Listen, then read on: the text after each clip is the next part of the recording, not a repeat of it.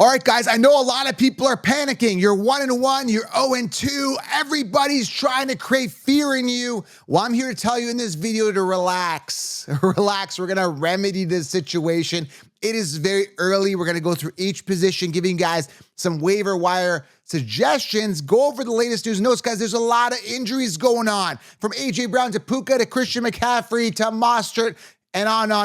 But I got some good news in this video, especially if you guys are 16 rounders that got 16 rounds and follow my content. Got some great news on some players here for you as well. I'm excited to dive in, guys. We're going to remedy the situation. We're going to make sure you get the win in week 3. If you're new to the channel, smash it, tap it, slap it. Let's get to it. Waiver wire week 3. Big video, fantasy football news coming at you now. All right, guys, welcome to the show. Let's dive right into it. We're going to talk about some breaking news. We got so much to cover to keep you guys up to date. I want to make sure you guys are up to date, and you need to be if you want to win week 3. So let's put our big boy pants on, and let's make sure that we are prepared and ready. I know a lot of people are going to be going to the waiver wire as well. So I want to make sure as well you guys are prepared and making sure you guys get the right person and just don't get somebody that's like going to just be a one-week wonder. Example, Isaiah Likely. Everybody jumped on the waiver wire for him last week. How'd that turn out for you? His targets went down significantly. Mark Andrews emerged as well. So again, so many people buy this recency bias, okay? So we're going to talk about it. We're going to talk about who's who's the real deal. A lot of situations going on right now. We're going to dive into it. If you're new to the channel, smash it, tap it, slap it, guys. Hit the thumbs up, guys. We're going to get into this, and we're going to offer a lot of content. I want everybody to be interactive. If you have any questions, I'll try to get to as many as I can, but if you want direct access, guaranteed to get your question answered, go to patreon.com/FFcounselor, okay? Drop a question below. So let's start with the latest news and notes here. I want to talk about, first of all, how crazy the injuries have been. Let's talk about some people that have been injured. CMC out indefinitely, 6 weeks probably. A.J. Brown was out, hamstring injury. He was a second-round pick. Puka Nacua was a late first-round pick, out 5 to 7 weeks. We're going to address that situation. Are you looking more at Robinson? Are you looking at Tyler Johnson? What are you doing there? You got Pacheco out 6 to 8 weeks. Fibula, okay? Fractured fibula, leg, boom, done. We're going to talk about Carson Steele. We're going to get to that at the position, right? Carson Steele, Kareem Hunt, going to be meeting with the team today. Deebo Samuel out for weeks. Cooper Kupp, Joe Mixon, ankle. Could be back soon. I don't think that's going to be long. Kenneth Walker, Mostert, Jordan Love should be back as late as week 5. T. Higgins, told you not to draft him. Jake Ferguson. Apparently, Jake Ferguson should be ready to play week 3. I know I've got a lot of stock. I need him back. We're going to talk about that. Tua Tagovailoa out. Probably going to be at least 8 weeks. He said he doesn't want to retire last I heard. Not sure what's going on. Hollywood Brown out for the season. So much going on. What do you do? We're going to talk about it, guys. First things first. I know I got a lot of energy going into this show. Take a deep breath. Okay. So I started this episode with a lot of energy because I know everybody's like excited or stressed out or whatever. Relax. Okay. Just take a deep breath. Okay. It's only 2 weeks. Now, if you're 0-2, you're going to go for a run. You're going to go for an 8-0 run or you're going to win right to the end. Okay. So here's what you do. Let's start off with, the quarterback position. I know a lot of people are stressed about this position. We had a lot of quarterbacks not play well. We did go back and check the studs and sucks episode yesterday. Pat Mahomes finished 18th. We had Justin Herbert, easy matchup, crap in the bed. We had Josh Allen, crap in the bed. We had Tua get hurt. We have Bryce Young getting benched for Andy Dalton. Like, there's a lot, Anthony Richardson finished 25th. I told you to avoid him because he was not proven, right? Like, that's not a guy you trust. A guy like Josh Allen, I feel, could bounce back, right? Whereas a guy who's down like Anthony Richardson, we don't even know what his ceiling is. Like, we don't know. So you got to be careful. Even like Pat Mahomes, I'm not really as concerned. So again, just so many scenarios playing out here. But the only waiver wire considerations that I see, again, especially in deeper leagues, are Sam Darnold, Derek Carr, if you haven't got him, Gardner Minshew possibly. And if you're really desperate, maybe Bo Nix. But, I mean, that is an extreme reach. He finished 28th amongst quarterbacks, 8.3 points. But I know a lot of people might be desperate in 2 quarterback leagues, and they want some sort of, depth at that position, which is running very thin, injuries, players getting benched, lack of performances. So again, Sam Darnold, he's been consistent, and he did it against the 49ers last week. Is that going to continue? I don't know. It looks like he's pretty solid so far, so he could be a viable fantasy producer at the quarterback position, finishing 4th last week amongst quarterbacks. Again, Derek Carr has been consistent 2 weeks. Are the Saints for real? That's a big question. I mean, we had Rashid Shaheed on the show last month.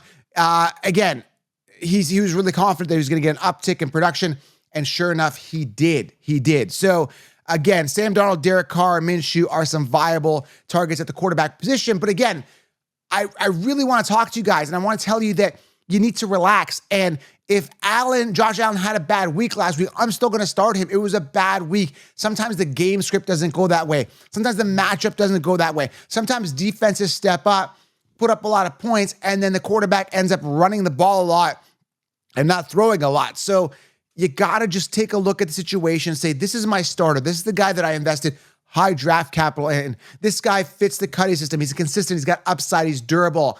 He's high on the depth chart. He's still young. He's talented. He is, he's a consistent player. You don't want to start panicking and start benching Josh Allen because he had one bad week, or Mahomes, okay? So you got to start, using some logic and common sense, but also don't buy the recency bias of last week, guys. That is very, very important, okay? Moving on to the crucial running back position. I got to talk about this because it's been absolute disaster. And I want to get to something in the news here. So I'm kind of blending in the news and notes here. A lot of people are ripping on me for Zamir White. Okay, I want to tell you this. Las Vegas Raiders, Zamir White is expected to be the primary back again in week 3 against Carolina.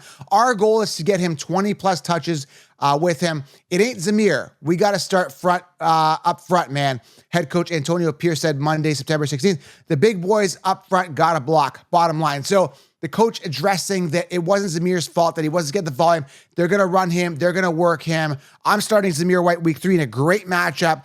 Perfect, this is great. I love what Pierce is doing here because the confidence in his starting running back has been down, okay? The lack of touches have been down. Now, again, he's addressing the O-line and in a good matchup to get his confidence back up. This is beautiful. Zamir White's going to be back on. We're going to be good, guys, keeping that positive energy there for you guys. So Zamir White, I know a lot of people say they want to drop him. Don't drop him. Start him this week. It's going to be good. And for all you guys that got Jake Ferguson, including myself, his knee bothered him. He appears to be trending toward playing in week 3 against the Ravens. This is something that the Cowboys need because they have not been playing really, really well after they paid Dak Prescott all that money. Okay, guys? So I want to address those 2 notes there. But back to the running back waiver wires, okay, to pick up.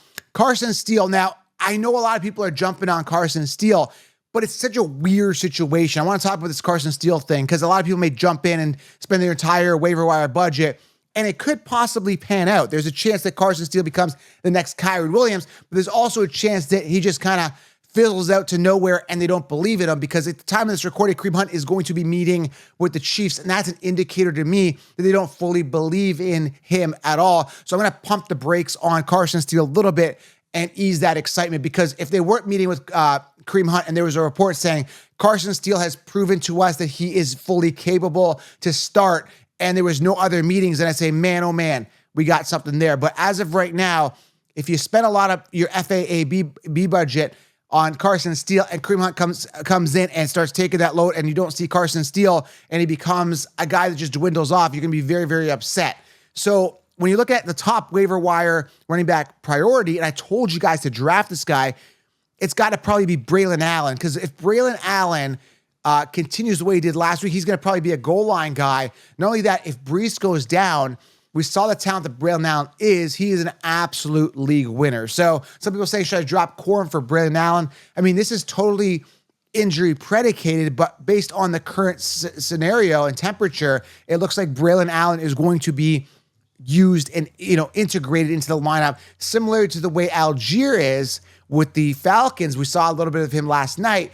But we're going to see more Braylon Allen because Braylon Allen's a better talent than Algier, if that gives you kind of a sense. So viable right now, boom league winner if Brees were happen to go down. So Braylon Allen's just a guy you just want on your bench, okay? Other guys, Ty Chandler, Bucky Irving, some of these rookies, you still want to try to draft them on or acquire them on your bench off the waiver wire just for the upside, okay? Again, if you got 16 rounds, you're sitting pretty. You got Byjans, you got Henry, you got Barclays of the world. Those guys at the top of the depth chart, you avoided Christian McCaffrey. We're looking good 16 rounders. Amazing stuff, okay? So hang in there. It's going to be good. Zamir White's going to bounce back as well. Wide receivers for week 4. bit of a disaster here. I'll give you guys some options here. Now, understand though, Quentin Johnson, right? A guy that I was high on last year as a bench stash. He was like a round 10, 11 pick last year.